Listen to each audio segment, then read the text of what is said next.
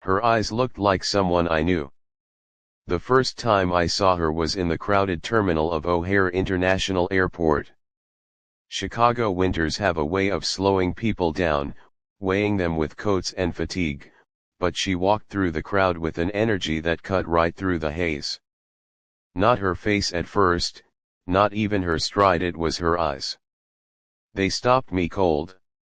Dark, liquid, uncertain eyes that seemed to carry a memory I had been running from for 15 years. They were my mother's eyes. Except my mother had died in Karachi when I was 17. I shook myself, telling my brain it was just coincidence. After all, how many people in this world share the same shape of eyes, the same nervous flicker in their gaze? But as she stood in line for baggage claim, struggling with a suitcase bigger than she was, I couldn't let go of the haunting resemblance. The pull of memory.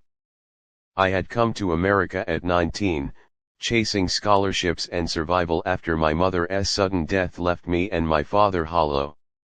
My father, a proud man who worked at a tire shop in Bridgeview, never spoke of her much after we buried her.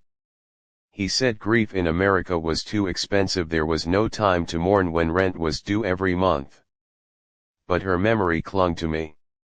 Sometimes in the smell of fried onions, sometimes in the sound of a woman's voice humming an old ghazal on the radio.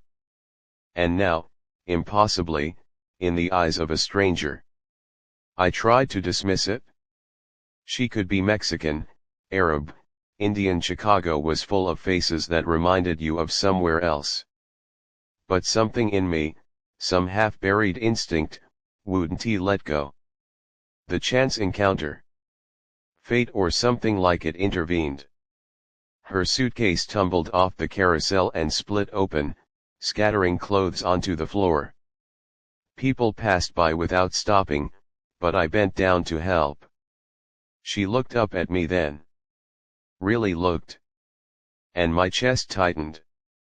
"Thank you," she said in lightly accented English. "No problem," I replied, my voice betraying the tremor inside me. Her accent was familiar. Pakistani. She noticed my hesitation and gave a small, polite smile, the kind you give when you're still measuring whether a stranger is safe. "First time in Chicago?" I asked. "Yes," she nodded. "I just arrived.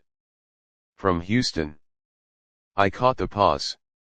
"Not from Pakistan." "From Houston." But the way she pronounced Houston told me she wasn't born there. Before I could stop myself, I blurted, "You look like someone I knew." Her smile faltered. For a fraction of a second, she seemed startled. Then she looked away. Shadows of the past. Weeks passed, but I kept seeing her. First at Devon Avenue's grocery store, where she was arguing over the price of mangoes in hesitant English. Then at the mosque's community hall, serving food during a fundraiser. Finally, one freezing evening, she stepped onto the same bus I was riding downtown. It no longer felt like coincidence. "Do you live around here?" I asked. She hesitated, then nodded. "Near Devon." Her answers were short, careful. She never offered more than necessary. But those eyes. God, those eyes. They kept pulling me deeper into questions I wasn't sure I wanted answered. One evening, as snow drifted under the amber streetlights, I found the courage to ask. "Forgive me if this sounds strange," I began, "but do we know each other from Karachi maybe?" She froze.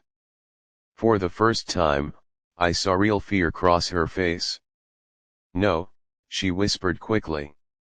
"No, we don't." Then she stepped off the bus before it reached the next stop. The unraveling. Her avoidance should have been my cue to back off. But something inside me, grief, obsession, unfinished love, refused to let go. So I asked around. Devon Avenue has its own grapevine, news travels faster than prayer calls. Eventually, an older shopkeeper at a halal meat store leaned in and told me quietly, she came few months ago. Alone. No husband. No family. Keeps to herself. Some say, she escaped. Escape, the word crawled under my skin. The revelation. One Sunday afternoon, I finally confronted her. Not with anger, but desperation. Please, I said when I saw her outside a laundromat, clutching a plastic bag of clothes. If I'm wrong, tell me I'm wrong. But why do your eyes look exactly like my mother's? She stared at me, trembling. Her lips parted as though to speak, then closed again. After a long silence, she whispered, because your mother was my sister. The world tilted. I stepped back, dizzy. My mother had a sister. She nodded, tears breaking free. Yes. I am Amina.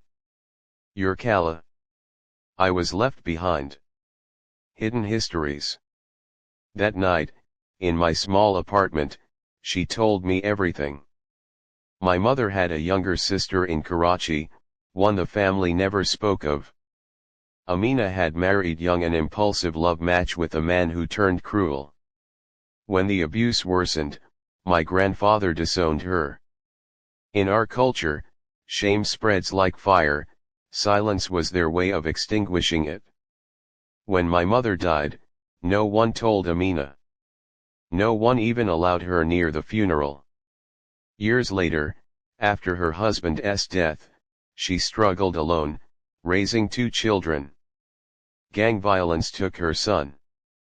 Poverty took her daughter's health.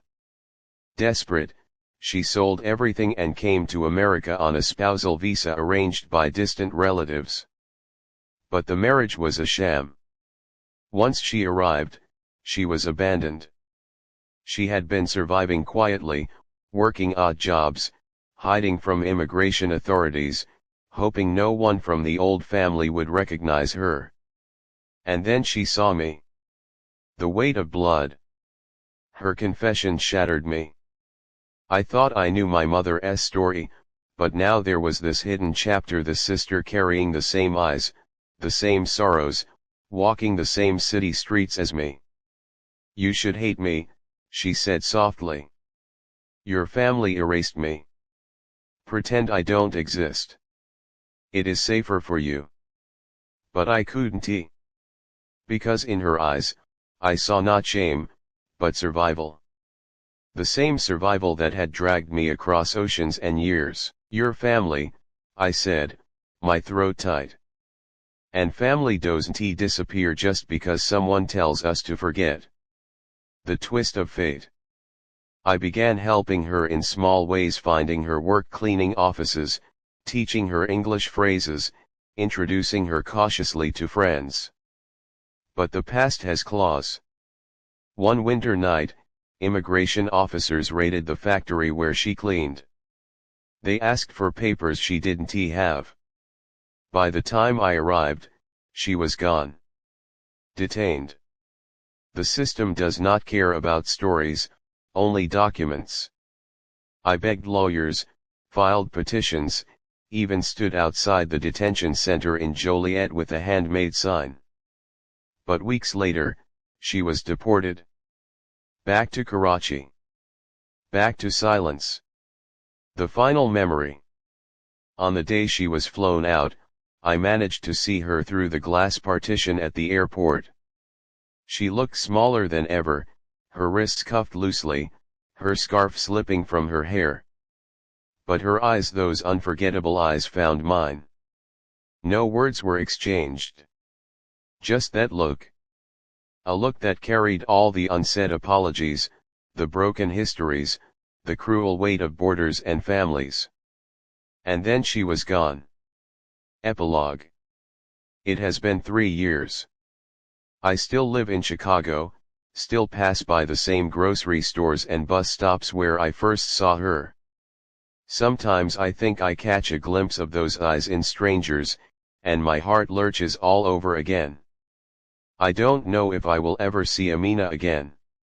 I don't know if Karachi will bury her quietly the way it buried my mother. But one thing I know, every time I look in the mirror, I see their eyes, my mother's and hers, staring back at me. And I carry them forward, because forgetting would be the final betrayal.